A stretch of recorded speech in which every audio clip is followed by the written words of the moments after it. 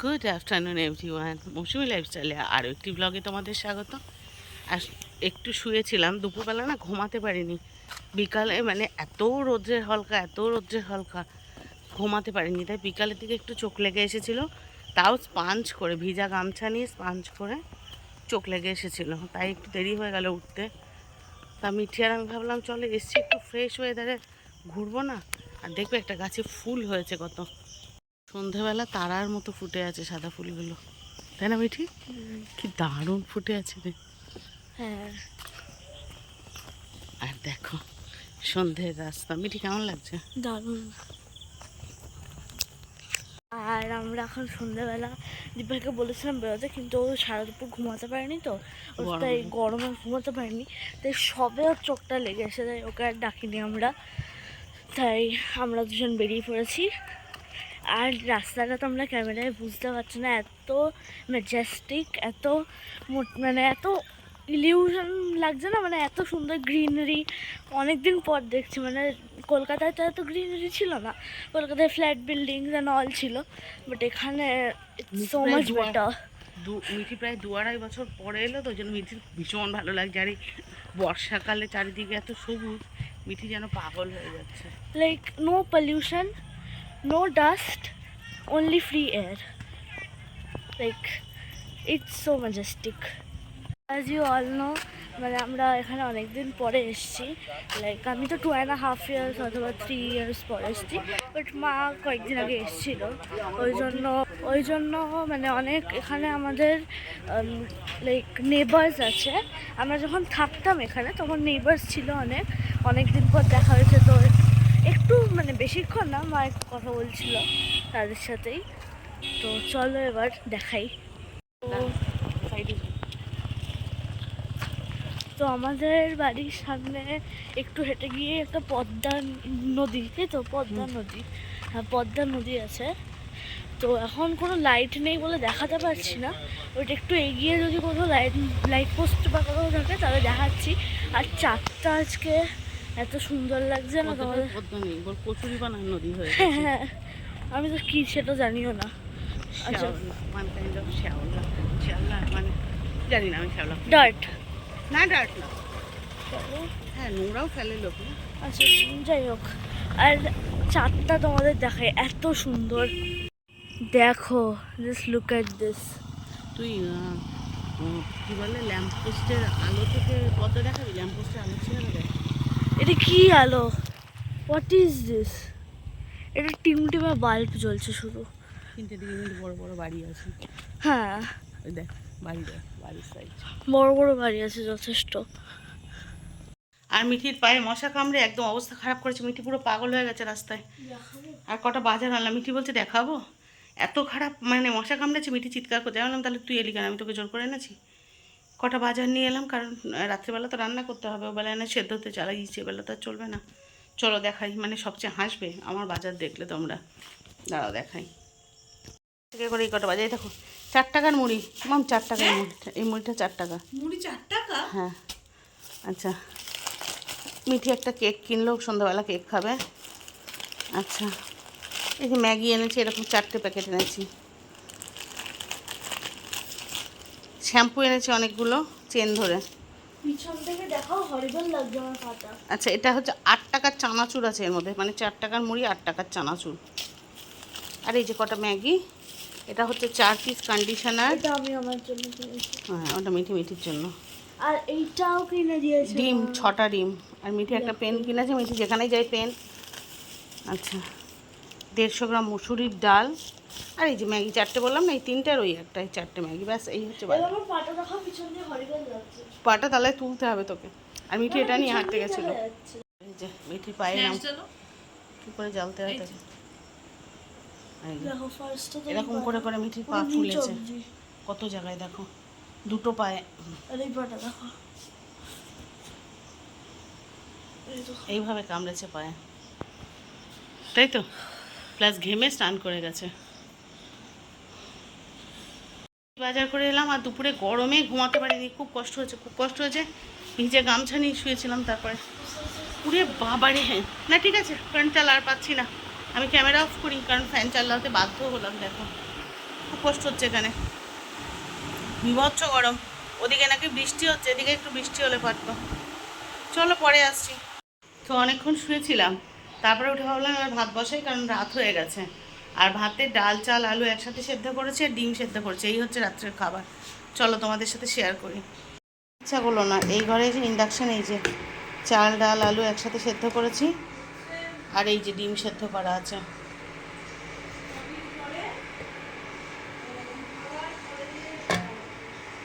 তো চলো, রাত হয়ে গেছে, বাচ্চাদের খেতে দিয়ে নিই, তারপরে আসছি। সকালবেলা ঘুম থেকে উঠেছি কিভাবে জানো, তোমাদের দাদা এসে ডাকলো, তারপরে উঠলাম। চোখ মুখ দেখো অবস্থা, রাত্রে সারা রাত ঘুমিয়েছি, তবুও আমি ঘুমিয়েছি, আমি মাম একটু ঘুমিয়েছি। মিঠি সারা রাত ঘুমায়নি, মিঠিকে রাত 2টোর সময় স্নান করাতে হয়েছে গরমে। আমরা রাত্রে শোয়ার সময় আমি আর মাম স্নান করলাম, তারপরে ঘুমায়নি সারা রাত্রে। মিঠি 1 ঘন্টাও ঘুমায়নি, হয়তো বললো আধ ঘন্টা মতো ঘুমিয়েছে।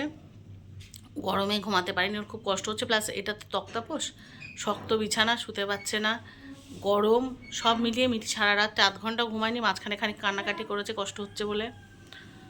ও খুব কষ্ট পেয়েছে কালকে, খুব কষ্ট পেয়েছে, পুরো রাতটা মিঠি বসে কাটিয়েছে।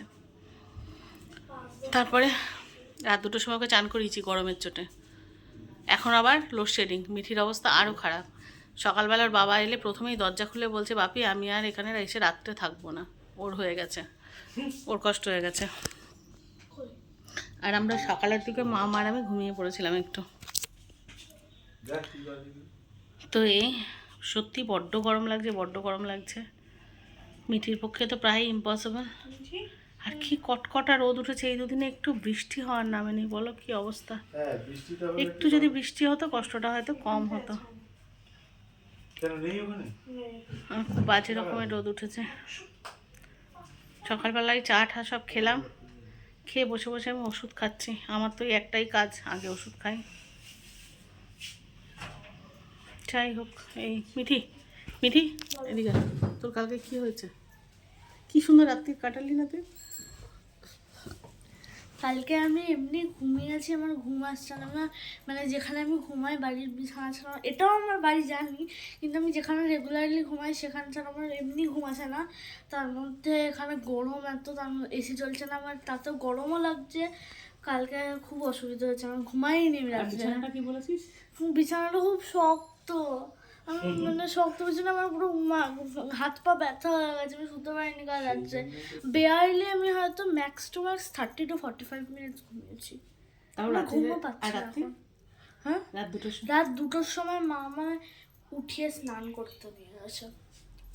তাও তার স্নান করার পরেই 8 ঘন্টা 40 মিনিট ঘুমিয়েছি, তারপরে আবার উঠে গেছি। আর আমার এখন ঘুমও পাচ্ছে না। তো বুঝতেই পারছো মিঠির অবস্থা সঙ্গীন। যাই হোক, রোদ্দুরটা পড়লে বাড়ি যাব, তার আগে কিছু কাজ আছে, দেখা যাক সেটা হয় কি না। আর এখন তো লোডশেডিং হয়ে গেছে। এখন লোডশেডিং হয়ে গেছে, তাই জন্য তোর সাপোর্টে আজকে কারেন্ট এসেছে। কিন্তু আমার সাপোর্ট ছিল এটা। যাক, কারেন্ট এসেছে, আমার জন্য আবার একটু ভালো, কারেন্ট না থাকে একটু ঘাম হয়। যাই হোক, চলো পরে আসছি। তো চুড়িদার পরে রেডি হয়েছে, আসলাম আসছে। আসলামের সাথে আমি একটু বেরোবো দরকারে, ওর কাছে যেহেতু বাইক আছে, আমি ডাকলাম যে ভাই আয়, আমার একটু দরকার আছে, বেরোতে হবে। আসলাম আসছে, একটু বেরোই, তারপরে আবার আসছি। কোথায় যাচ্ছি অবশ্যই তোমাদের সাথে শেয়ার করব, সঙ্গে থাকো।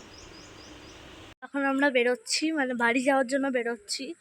এখন মা গেছে, আমাদের এখানে একটা কাকা থাকে, মানে কাকা মানে নট মানে নিজের কাকা, এখানে একটা নেবার থাকে, তার বাড়িতে মা জল রাখার জন্য দিয়েছে, কারণ জলটা ইয়ে আছে, কাকাদের ঘরে আছে, জল ঠান্ডা করার জন্য রেখেছে, তো সেটাই আনতে গেছে, কারণ মা ঠান্ডা জল যেটা খেতে পারে না।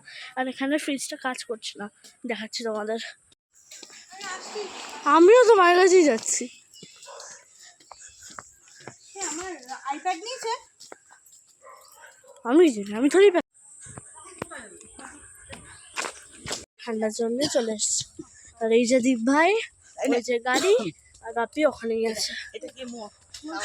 মা গেছে আর একটা, মানে আমাদের নেবার ওখানে মা আরো একটা ছোট জলের বোতল দিয়ে এসে ঠান্ডা করার জন্য, তো সেখান থেকে আবার নিতে গেছে, দেখাচ্ছি। সামনে আছে,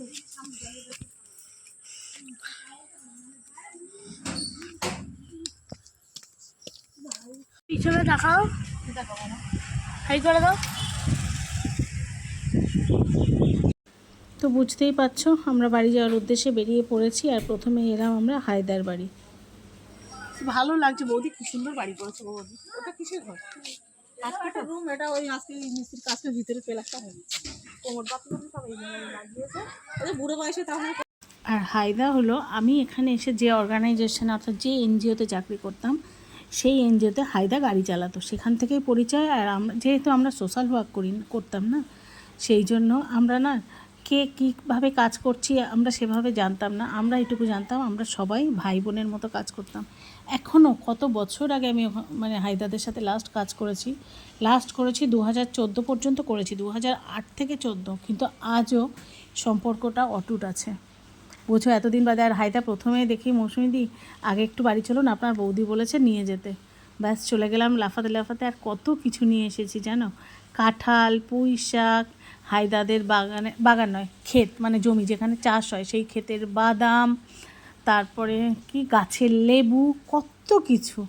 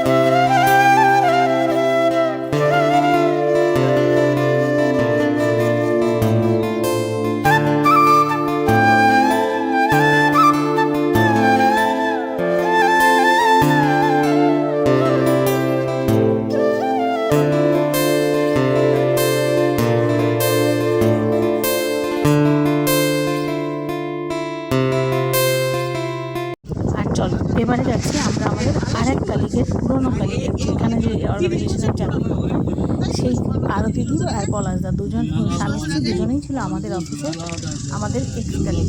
তো এখনও সবার সাথে সম্পর্কটা রয়েই গেছে। তোমাদের সবার আশীর্বাদে তোমাদের মৌসুমীকে একবার যদি কেউ ভালোবাসে তারা কিন্তু সম্পর্ক আজীবন থেকে যায়। আরতিদিদের সাথেও লাস্ট কাজ করেছি 14 সালে, কিন্তু এখনও আরতিদিরা কলকাতায় ডাক্তার দেখাতে গেলে আমাদের বাড়ি আসে। আমরা যদি কখনো গ্রামে যাই মাঝে মাঝে দিদিদের বাড়ি যাই, যে মৌসুমি দেখা না করে কিন্তু যাবে না। তো এই ভালোবাসাটুকুই জীবনে আর কি চাই বলো তো। মানুষের কাছ থেকে সবচেয়ে মানে ঈশ্বরের এটাই যে সবার সাথে সম্পর্ক সুন্দর রাখা, আশীর্বাদ পাওয়া, ভালোবাসা রাখা। তো সেই আর আজকে জানো তো গাড়িতে যাওয়ার একমাত্র কারণ মিঠি, কারণ মিঠি খুব কষ্ট পেয়েছে, দুটো রাত ঘুমায়নি। তাই ভাবলাম যে তাহলে হায়দাকেই ডেকে নিই। হায়দা সবার থেকে অনেক বেশি কম প্রাইসে আমাদের নিয়ে যায়, কারণ সে ওই যে বললাম একটা সম্পর্কের খাতিরে হয়তো তেলের দামটুকু সে নেয়। তো সেই হিসাবেই গেছি। আর দেখো দেখতে দেখতে আমরা চলে এসেছি আরতিদির বাড়ি। এই যে আরতিদি পলাশদার বাড়ি। আর এখানে এসে প্রথমে একটু বাইরেটা ঘুরে তারপরে ঘরে গেলাম। ফিরে এসেছি, বুঝতেই পারছো। আর মিঠি ওখানে তো প্রচণ্ড কষ্ট পেয়েছে, মিঠি বাড়িতে এসে শান্তি পেয়েছে। আর শুধুমাত্র মিঠির জন্যই আমাদের গাড়ি ভাড়া করে আসতে হয়েছে, কারণ ও খুব কষ্ট পাচ্ছিল। ওর একটু ঘুমের অত্যন্ত দরকার ছিল। আমি যদি ওই সময় লোকাল ট্রেনে ওঠাতাম অসুস্থ হয়ে পড়তো। আর কালকে সকালবেলায় এক্সাম আছে। আর হ্যাঁ, যেটার জন্য গেছিলাম সেটা হচ্ছে জমি মাপার। সে মাপার সময় না আমার সে ক্যামেরা অন করতে আর মনে নেই, তখন হঠাৎ করে চলে এসেছে। আমি তোমাদের বলছিলাম না একটা, তুই জমি মাপার সময় ভিডিও করেছিস? তাহলে তখন তাড়াহুড়ো করে বুঝে উঠতে পারিনি, হঠাৎ করে আমি চলে এসেছি। আর কী করে যে ভিডিও করব শেয়ার করে করা হয়নি। আর সবচেয়ে বড় কথা, শেষে যে দাদার গাড়িতে এসেছি ওই দাদা আমাদের পুরনো পরিচিত। আসার সময় বাড়ি থেকে পুঁই শাক, কাঁঠাল, বাদাম মানে কাঁচা বাদাম, জমির বাদাম, তারপরে লেবু, অনেক কিছু দিয়েছে। প্লাস ওদের বাড়ি গিয়ে অনেকক্ষণ করে গল্প করেছি। তো সেইগুলো আর ভিডিও করা হয়নি, তখন এতটাই বেশি কনসেন্ট্রেট ছিলাম গল্প করাতে। আর বাড়ি এসে তাড়াতাড়ি করে ডায়ালিসিস ব্যাগ গুছিয়ে নিলাম, কারণ কাল সকালে ডায়ালিসিসে যেতে হবে। এছাড়াও কালকে আরও একটা জায়গায় যাওয়ার খুব ইচ্ছা আছে, গেলে তোমাদের সাথে শেয়ার করব, অতি অবশ্যই শেয়ার করব। আর চলো আজকের ব্লগটা তাহলে এখানেই শেষ করি। সবাই যে যেখানে আছো ভালো থেকো, সুস্থ থেকো। আর যদি নতুন কোনো বন্ধু আমার চ্যানেল ভিজিট করে থাকো, চ্যানেলটা সাবস্ক্রাইব করে পাশে থেকো প্লিজ। আর ব্লগটা একটুও ভালো লেগে থাকলে লাইক কমেন্ট শেয়ারের পাশাপাশি একটা হাইপ করে দিও। দেখা হচ্ছে নতুন ব্লগে, আর ততক্ষণের জন্য সবাইকে শুভরাত্রি।